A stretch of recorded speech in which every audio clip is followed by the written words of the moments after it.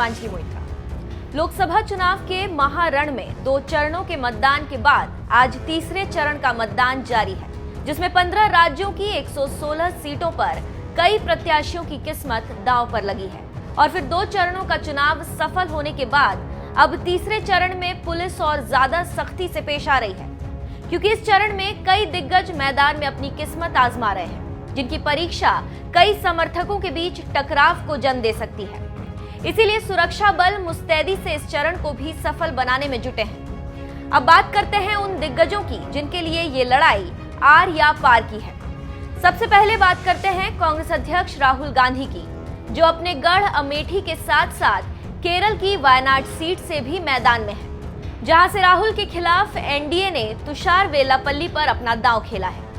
वहीं अपनी जीत को लेकर आश्वस्त एलडीएफ गठबंधन ने इस सीट से पीपी सुनीर को अपना प्रत्याशी बनाया है। वहीं सपा का गढ़ माने जाने वाली मैनपुरी सीट की बात करें तो यहां से मुलायम सिंह यादव 4 बार सांसद रह चुके हैं और इस बार भी वो मैनपुरी सीट से ही अपनी किस्मत आजमा रहे हैं। हालांकि 2014 में मुलायम सिंह यादव ने 2 सीटों मैनपुरी और आजमगढ़ से चुनाव लड़ा था और दोनों को जीतने के बाद मैनपुरी सीट छोड़कर आजमगढ़ सीट को चुन लिया था।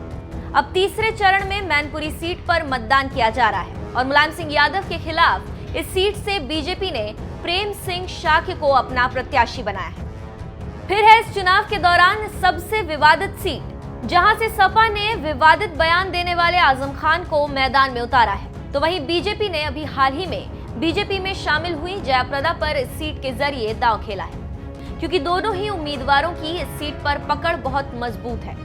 इससे पहले चुनाव आयोग ने सपा के प्रत्याशी आजम खान पर विवादित टिप्पणी करने के लिए 72 घंटे के चुनाव प्रचार पर रोक भी लगाई थी।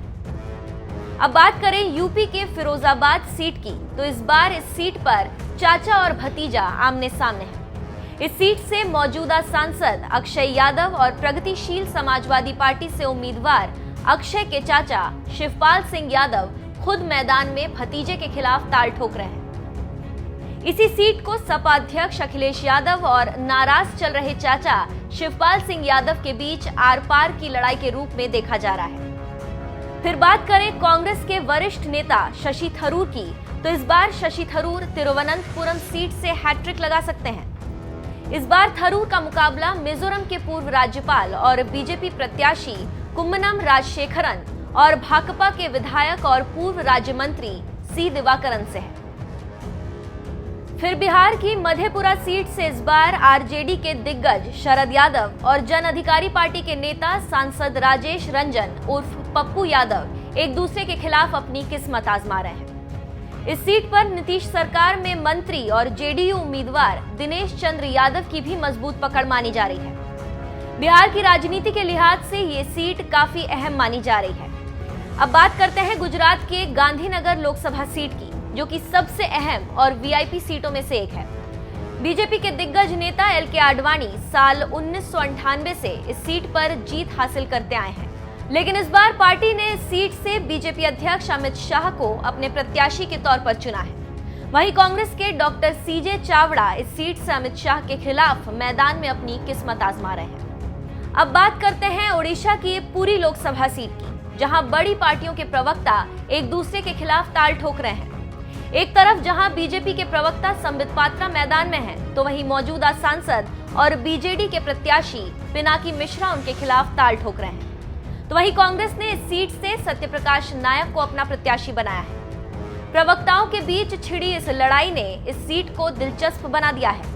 वहीं राजस्थान की बारामती सीट पर इस बार एनसीपी अध्यक्ष शरद पवार की बेटी सुप्रिया सुले तीसरी बार चुनावी मैदान में है और उनके खिलाफ बीजेपी के कांचन कुल ताल ठोक रहे हैं। बारामती सीट इसलिए खास है क्योंकि इस सीट से शरद पवार 7 बार सांसद रह चुके हैं और एक बार महाराष्ट्र के पूर्व उप मुख्यमंत्री और एनसीपी नेता अजीत पवार यहां से जीत हासिल कर चुके हैं। फिर बात करते हैं कर्नाटक की गुलबर्गा लोकसभा सीट की, जो सीट कांग्रेस के लिए काफी अहम है, क्योंकि यहां से कांग्रेस नेता मल्लिकार्जुन खड़गे सांसद हैं, जिनके खिलाफ बीजेपी ने उमंग जी जाधव और बसपा ने केबी वासु को उम्मीदवार बनाया है। वहीं कांग्रेस ने फिर एक बार मल्लिकार्जुन खड़गे को ही इस सीट से अपना प्रत्याशी चुना है।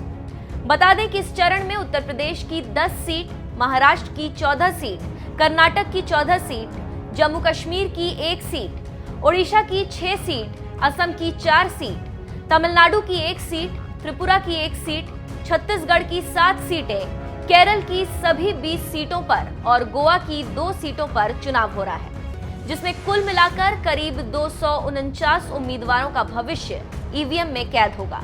और जिन दिग्गजों की साख दांव पर लगी है, उन्हें तो 23 मई का ही इंतजार रहेगा, जब लोकसभा चुनाव 2019 के परिणाम घोषित होंगे और प्रत्याशियों की जीत और हार तय होगी।